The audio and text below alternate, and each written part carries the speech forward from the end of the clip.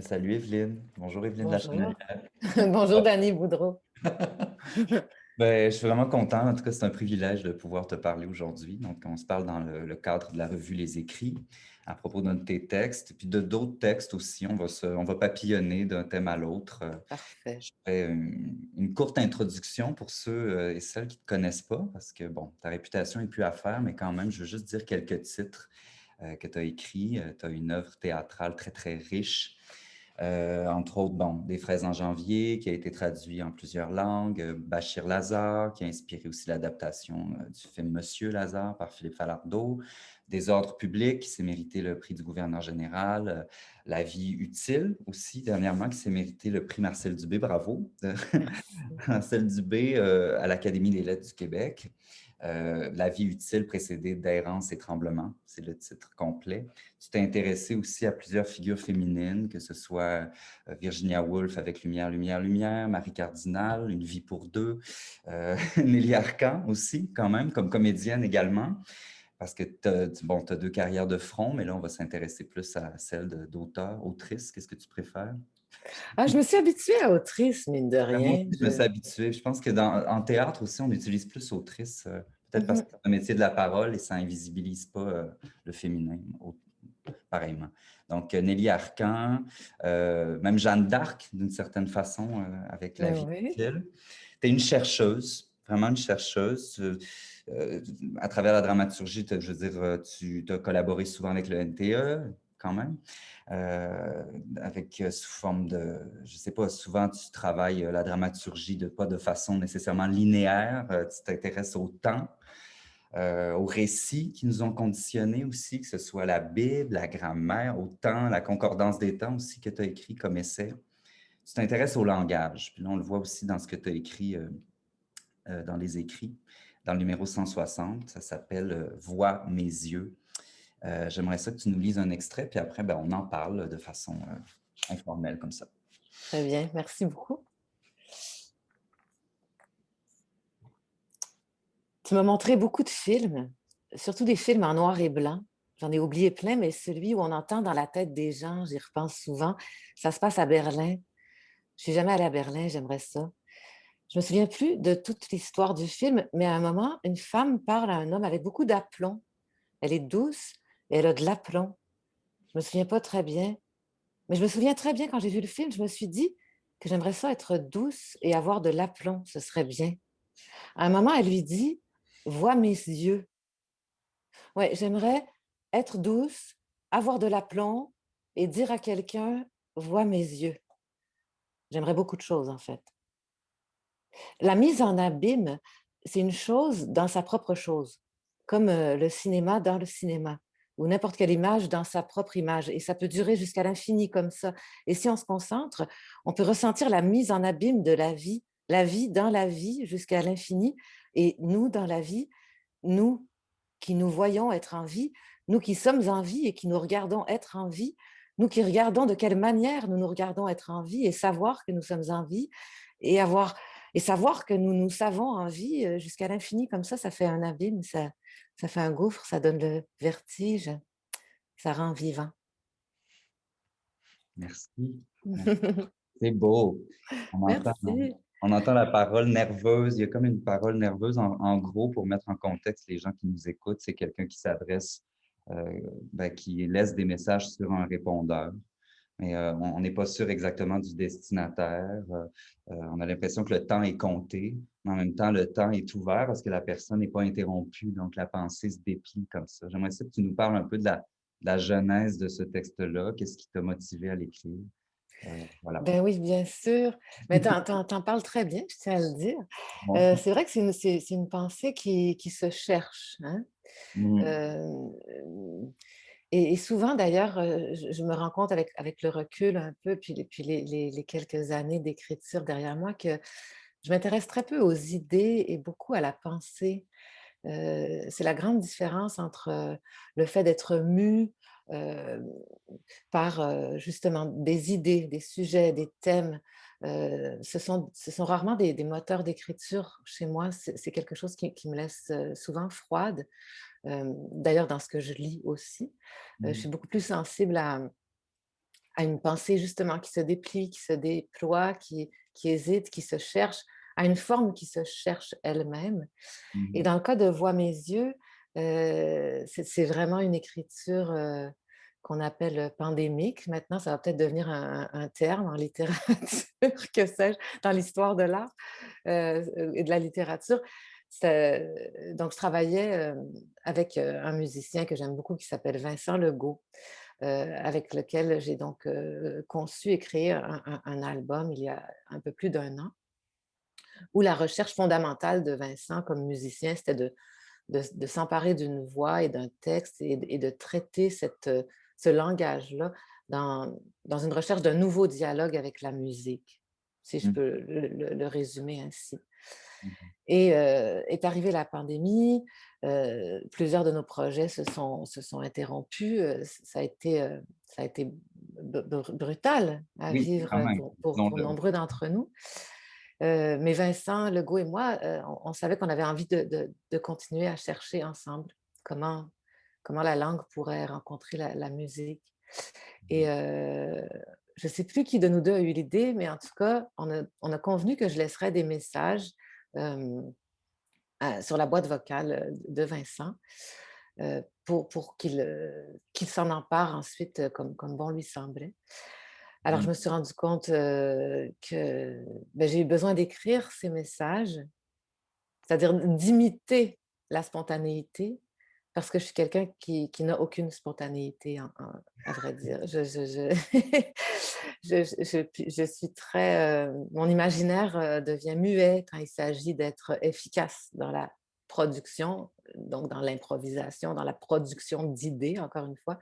Mhm. Donc j'ai écrit, ces messages, très, très, très, en détail, comprenant les hésitations, tout ce qui est de l'ordre du faux semblant de la spontanéité et Oui, c'est ça, c'est très, très écrit. Il y a un naturalisme, mais justement, il est tellement, l'hésitation est vraiment écrite, il y a des répétitions, c'est elliptique, mais on sent quand même vraiment une rigueur de l'écriture. Je dis pas que le naturalisme n'est pas une forme rigoureuse, c'est une forme aussi. oui, Mais c'est une forme en soi, mais il y a un stream of consciousness, il y a vraiment une spirale comme ça qui nous emporte complètement. Et puis, j'ai l'impression qu'il y a une réflexion aussi sur le temps élastique. Tu as raison que tu n'as pas une écriture à thème, vraiment, c'est plus des obsessions qui te traversent, j'ai oui. l'impression. Puis, en même temps, la personne n'est pas interrompue, ce rapport-là sur l'interruption, sur comment, par association d'idées aussi, on a l'impression d'un inconscient aussi, mais hyper étudié. En fait, Mmh. très curieux de savoir comment tu écris, comment tu commences à écrire. Est-ce que tu fonctionnes vraiment dans une construction, tu sais ce que tu vas écrire ou justement la forme s'invente à mesure, tu as des idées plus inconscientes et puis après tu les conscientises, tu sais, pour prendre des termes psychanalytiques. Je crois que c'est vraiment une espèce de rencontre entre une disposition à être attentive à ces intuitions qui sont toutes tremblantes et difficiles à définir. Euh, mais en ce qui me concerne, j'ai observé que pour avoir accès à ce terrain-là, il faut aussi que j'ai une forme assez prédéfinie dans son élan, à tout le moins.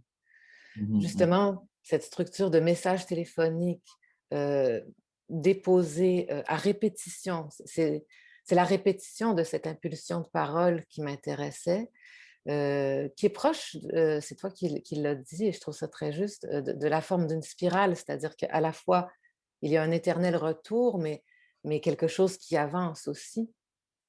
mais c'est, Et, oui, oui. je, je, Et, et, et dans- Pardon. Mhm. Non, mais et dans ce cas-là, je me suis rendu compte en fait que je m'adressais au silence. C'était ça la forme. C'est comment parle-t-on au silence? J'ai déterminé que, je sais pas, il y a combien de messages, il y en a 14, quelque chose comme ça. Oui. Euh, j'ai déterminé que cette voix-là, en fait, savait à l'avance qu'elle n'aurait en retour que du silence. Et Mmh. Donc c'est à la fois c'est un dialogue, mais un dialogue avec quelque chose de très violent, parce que ce type de silence-là lui fait violence à la personne et donc il y a une répartie et c'est cette impulsion à répétition qui m'a vraiment portée, dans les messages que je laissais. Parce que je me suis rendu compte que c'est mon rapport au silence, s'est complexifié, heu, parce qu'à la fois, c'est quelque chose, je suis souvent en quête de silence, on le dit suffisamment et c'est très vrai, on est entouré de bruit, on est dans une époque extrêmement bavarde, extrêmement bruyante et donc on est tous parfois en quête de ce silence-là, mais quand le silence devient personnel, c'est-à-dire celui d'une non-réponse, ça devient l'inverse du silence paisible. C'est plutôt angoissant, c'est comme un vertige, ça donne le vertige. Mais est-ce que c'est le même vertige un peu qu'on rencontre au théâtre quand même? Il y a une réponse, oui, il y a une réponse, vivante dans l'art vivant. Les gens applaudissent, les gens rient, pleurent, mais en même temps, il y a quand même cet acte-là de dire ça devant des Oui. gens et il faut quand même apprivoiser le silence et on sait qu'ils seront silencieux quand même. À part, je veux dire, il y a toutes sortes de façons de faire du théâtre, là, mais je sais pas, j'ai l'impression qu'il y a ça aussi dans ce que tu écris. Puis je me demande, c'est toi qui parlais d'écriture pandémique, mais je t'amène je t'amène vers ça, mais je me demandais c'était quoi écrire? Est-ce que tu écris entre autres, par exemple, en ce moment, est-ce que tu es capable d'écrire dans une espèce de conjoncture où quand même l'art vivant est plutôt moribond, où tout est suspendu, on est dans une période de suspension. Qu'est-ce que ça veut dire en fait écrire en période de crise pour toi? Heu, c'est drôle parce que j'ai le sentiment que tout s'est côtoyé, c'est-à-dire il y a eu des périodes, je dirais des heures où j'étais dans cette euphorie d'une sorte de fenêtre, infiniment ouverte, et de plage de temps, plus longue qu'à l'habitude parce que je t'apprends rien, tu es comme moi, on a l'habitude de compartimenter plusieurs, aspects de notre, vie artistique parce qu'on fait plusieurs choses à la fois, et des fois c'est des déplacements, très importants au niveau de l'énergie, celle du comédien versus celle de l'auteur et tout à coup, il y avait plus presque ce déchirement, mais qui me plaît aussi. Mmh. Mais alors des fois, ça me rendait euphorique de dire: «Oh mon Dieu, je peux être longtemps dans un seul geste». Mmh Mais d'autres fois, c'était pétrifiant tout simplement parce que, mh. Ben, on est un peu de la même race, toi et moi, dans le sens où on est comme bicéphale, je sais pas, on est hybride, donc c'est-à-dire que ça circonscrit des fois le temps, j'ai l'impression oui, de dire: «OK, maintenant là, je vais jouer, mais après ça, là, j'ai fini mon spectacle, alors je vais me consacrer ce temps-là à l'écriture». Mais là, quand tu es absolument abandonné à un état d'écriture, ça peut être angoissant. En tout cas, pour ma part, ça l'a été, en partie.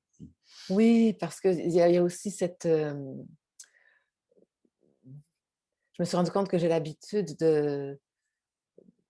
évidemment d'avoir besoin d'écrire, sinon je le ferais pas, depuis, quand même assez longtemps. C'est quelque chose qui se confirme, mais j'ai l'habitude de voir ma pensée en circulation avec d'autres pensées dans des contextes beaucoup plus collectifs, comme ceux qui sont la construction d'objets de théâtre, voilà et ça me manque énormément. Mmh. Parce que bon, sa pensée à soi, elle peut être en circulation, Dieu merci, avec des livres, de des êtres humains aussi, mais c'est jamais d'une manière aussi concentrée que ça peut l'être dans un processus collectif. Oui, parce que tu es quand même une fille qui écrit, quand même assez seule, mais qui est quand même assez grégaire en même temps. Tu as comme cette tension-là, Oui, tu oui. es très, concentrée. Quand tu écris seule quand même. Tu es vraiment, tu t'isoles, j'ai l'impression, en tout cas pour les discussions qu'on a eues ou te connaissant un peu, mais tu peux m'en parler un peu mieux. Mais qu'est-ce qui fait que tu es attirée particulièrement par le genre théâtral, même depuis si tu remontes à très, très loin? Mmh. Est-ce que tu écris du théâtre parce que tu aimes quand la vie exagère, pour te citer toi-même? Ah, j'adore quand la vie exagère, mais je crois que je crois qu'essentiellement, c'est mon rapport, vraiment, l'écriture j'ai un rapport de souffle avec l'écriture. Mmh. Donc, ce souffle-là, quand j'écris, je peux pas m'empêcher d'écrire pour que ce souffle prenne chair, devienne matière, devienne quelque chose de physique. Oui. C'est vraiment, c'est l'engagement du corps qui fait que cette écriture-là, elle vient d'une projection dans la profération, dans le fait qu'elle va être traversée par des corps, par des voix. Je crois que c'est vraiment ça Oui, qui oui. sollicite mon écriture. Oui, on a vraiment l'impression dans tes partitions, parce que tu écris vraiment des partitions pour le corps de l'acteur, où le corps de l'acteur est mobilisé, mis à contribution, même dans Une vie pour deux, à la fin, où c'est que toute cette aphasie, tout ce rapport-là à la langue, dans La vie utile, c'est beaucoup là. Puis je reviens à La vie utile parce que c'est un texte important, je trouve, dans ton parcours, selon moi, mais tu sais, qui vient aussi de tout un travail en amont que tu avais fait, tout un chantier qui s'appelait Murmure, avec le mur à Espace Go, où tu étais artiste en résidence, et où tu creusais comme ça le rapport au récit et à ce qui nous ont conditionnés. Puis ce rapport-là au temps, tu parlais de spirale. Ça me parle beaucoup parce que moi, j'ai déjà participé, tu te souviens, puis je devais choisir des phrases qui, moi, me marquaient ou me faisaient vibrer dans ce que tu avais écrit sur ce mur. Et il y avait ce rapport-là à l'éternité. Là, je vais mal te citer, mais que l'éternité, c'était pas juste après nous, mais c'était aussi avant nous. Donc, Ouais. ça, ça. C'était pas juste pour toujours, c'était aussi depuis Ah toujours. voilà, Ouais. exactement, merci. Donc, Ah ouais, ça revient c'est à ça. c'est pas juste Mmh. exact, donc c'est pas juste pour toujours, mais depuis toujours. Donc, c'est un rapport tellement circulaire dans tout ce que tu t'écris, en fait. Là, je le sens beaucoup dans Voix mes yeux. Je sais pas si tu peux nous parler en fait, une question bien concrète, c'est à quel temps t'écris? Pour quel temps? Pour qui? Puis à quel temps t'écris? C'est beau cette question. À quel temps j'écris? Oh my God. C'est dur. J'aurais peut-être dû te l'envoyer avant. Ah! Non, mais c'est drôle parce que, faudrait que je le retrouve là, parce que récemment, j'ai lu quelque chose qui m'a beaucoup intéressée sur le temps, où on distinguait le chronos et aion. J'espère que je prononce bien, là, ça doit venir de grec, là. Aion, oui.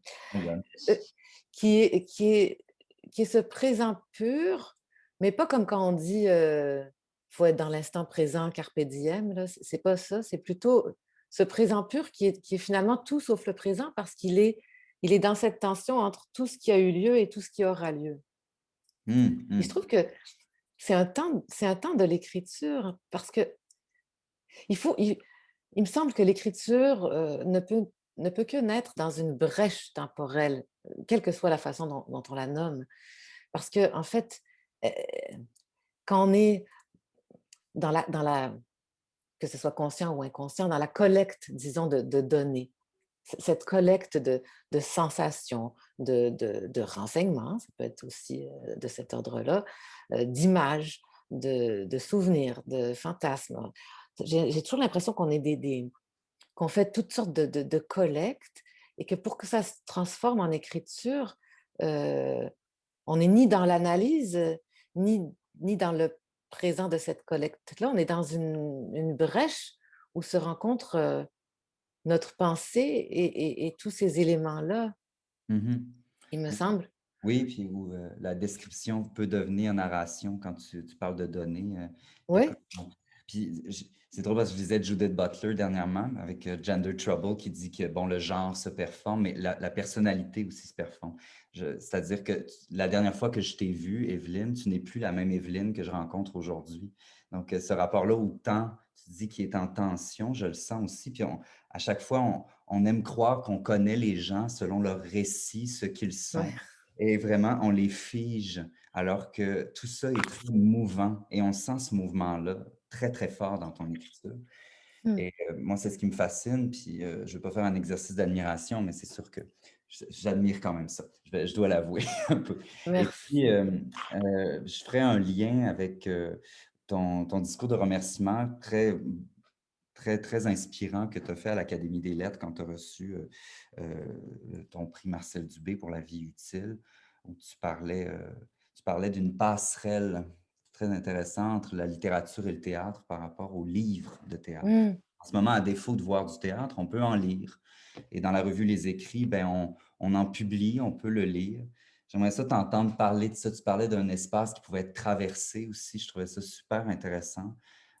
Est-ce que le livre de théâtre est fait pour être un témoin, un objet de mémoire ou un objet de promesse de spectacle à venir? Mais justement, on est en plein dans cette tension, vers laquelle tu m'as amenée, c'est-à-dire que et c'est ce qui est magnifique avec un livre, dédié à la publication théâtrale, c'est qu'on est tout autant souvent les pièces ont été montées, ont été créées, des fois ce n'est pas le cas, mais disons, on est tout autant dans l'objet témoin d'un art qui a eu lieu, d'une des milliers de possibles de cette écriture-là qui a été, en scène. Puis à la fois, on est justement dans tout ce possible qui peut se déployer dans l'imaginaire du lecteur parce que le lecteur, je crois, lit du théâtre en connaissance de cause, c'est-à-dire que ce soit conscient ou inconscient, il n'est pas, seulement, devant la littérature, il est devant un matériau, hem, une matière qui est dédiée à être, manipulée, à être, Mhm. brusquée même Oui, pour devenir, écriture de plateau, ce qu'on appelle l'écriture de plateau ultimement. mm. Ça, Donc, ça- on est ça touche on à est ce dans dont un on parlait. Ça touche à ce oui, dont on oui, parlait. oui. Ouais, c'est fou, hein, comment une discussion, tu vois, même au hasard d'une discussion, comment la pensée aussi se déploie au final. On s'en sort pas. On s'en sort pas. Puis, sinon, ben, écoute, je voulais, parce que déjà, on a déjà pété notre 20 minutes. Non, mais ça passe Ça tellement passe, vite. ça passe si vite.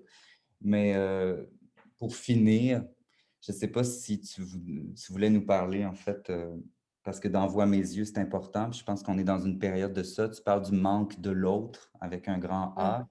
Et puis, moi, dans Vois mes yeux, je sens une grande quête de contact, un appel. Puis ça, c'est super c'est vraiment, vraiment inspirant ce dont tu parles sur le silence, mais il y a quand même une quête de tenir à quelqu'un, Oui. tenir à quelque chose ou tenir à quelqu'un. Comment on fait pour tenir à quelqu'un en ce moment? Mmh. C'est beau parce que j'aime beaucoup des fois regarder à nouveau des expressions qui coulent de source, tenir aux autres, mais il y a quand même le verbe tenir Oui. qui m'appelle très fort. Puis j'ai le sentiment que j'ai le sentiment que qu'on est en train peut-être collectivement de découvrir que tenir aux autres, des fois dans cette distance imposée, comment la renverser pour que cette distance qu'on subit ne soit pas, seulement celle qu'on associe au manque et à l'isolement et à tout ce qui nous pèse, mais aussi l'occasion d'un recul pour regarder l'autre. Mm, mm, mhm, Heu, Regarder à nouveau, pour mieux voir, voudrait dire ultimement, mieux considérer, respecter. Respecter, ça veut dire regarder 2 fois, respecter. Et mhm, peut-être qu'on a l'occasion de se regarder une deuxième fois, les uns les autres mhm. et je sais pas, moi ça me convient comme plan, Ben, je pense qu'il faut en comme tirer. plan d'avenir. Ça me plaint. Ça, ouais, je sais pas. En fait, ça parle aussi ton texte, se regarder vivre, c'est un peu ça. Respecter, c'est vrai. Spectrum, c'est quoi? C'est le regard, se Oui, regarder, c'est regarder. comme regarder 2 fois, Ah ouais, ok. enfin Ouais, à nouveau. Ouais, c'est ça. Le sens des mots. C'est fascinant, ouais, l'étymologie. Mais c'est ouais, super. Écoute, je lirai peut-être un dernier extrait pour bien clore la chose. Et puis, avec j'aimerais que tu plaisir. montres ton super beau livre, La vie utile, parce qu'il est si beau. Puis, je veux que les gens, voilà, il est très beau. Donc, La vie utile, Mmh. précédé de Errance et tremblement, avec une photo du spectacle produit en quelle année? 2019?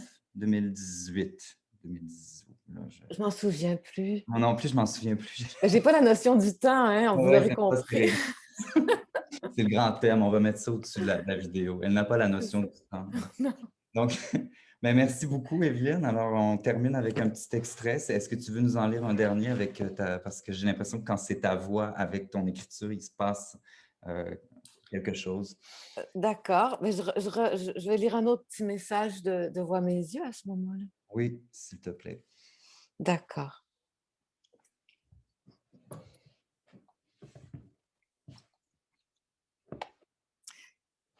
Ben, tiens, ça rejoint notre conversation. C'est l'espace intermédiaire qui s'est agrandi, une sorte de lieu entre les gens, un vide qui a pris forme et volume. Et quand je me promène, je regarde plus les gens, mais l'espace entre eux, comme si l'essentiel se trouvait là, dans l'intermédiaire qui nous permet de nous voir, dans ce lieu qui n'est pas le néant, mais le recul qui nous fait tenir les uns aux autres. L'espace entre quelqu'un et son pas, son regard, le mouvement de sa main, le lieu de l'intention. Oui, c'est ça, l'intention est transparente entre les gens. Le transparent devient visible. Merci, Evelyne. Merci à toi. C'est Ben, un vrai, vrai bonheur. c'est un vrai bonheur. Eh bien, ben, je t'embrasse à distance. Merci de nous Moi avoir aussi. partagé. Donc, pour ceux que ça intéresse, le numéro 160 dans les écrits Voix mes yeux. Est-ce que ce texte-là va vivre peut-être ou qu'est-ce qui va arriver avec ce texte-là? Mais c'est magnifique parce que quand il y a eu une petite fenêtre et que les salles ont ouvert à nouveau en septembre dernier, on a créé le spectacle Mille Mhm. voix mes yeux. Mhm. On l'a fait 2 soirs et on le fait 2 soirs à nouveau au mois de juin. Ah, Alors, alors extraordinaire. ça va prendre cher. Où ça? Écoute, je le prononce sûrement mal, j'arrive pas à prononcer le nom. C'est sur la Plaza Saint-Hubert, le Osgang. OK. Le Ausgang. Merci, Ausgang. OK, oui. merci. Ausgang sur Saint-Hubert, Voix mes yeux en juin, donc on peut s'informer. Merci beaucoup, Evelyne. Merci à toi. Bonne journée. Au Ciao. revoir.